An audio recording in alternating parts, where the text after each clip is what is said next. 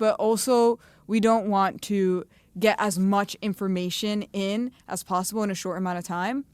Like, there are a few creators who think like, oh, like I'm going to be viral on shorts if I give as much information as possible in these 60 seconds, like, because people want to learn as much as possible. But then it's like, then you're just going to dilute your message. So I think it's all about just like those quick moments, just like keeping people entertained. And it's like, oh, that's a funny joke, and on to the next video. That's what you focus on is the focus?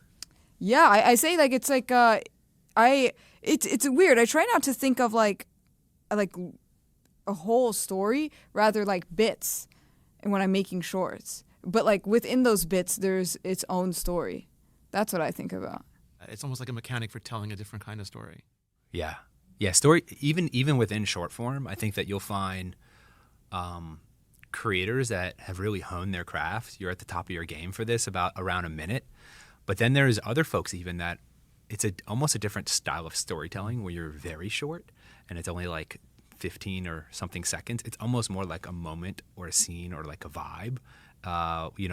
Before we sat down here, we were talking a little bit about Vine back in the day for Vine. It was very much so like a very compressed. 9 seconds? 7. 7 seconds. It was just like crazy. It was just like almost no time to really even set a hook and then deliver, or it would just be so quick. It's almost just like a moment that or a scene, just like one scene. And so, even within shorts, we see folks focused in that area, and that's also really approachable because it's it usually takes less effort to make something shorter, right? Do you think that's a separate audience for a creator? Like, if they are making short shorts, should they focus on short shorts, or do you think they can go back and forth between like 15 seconds and a minute on the same channel?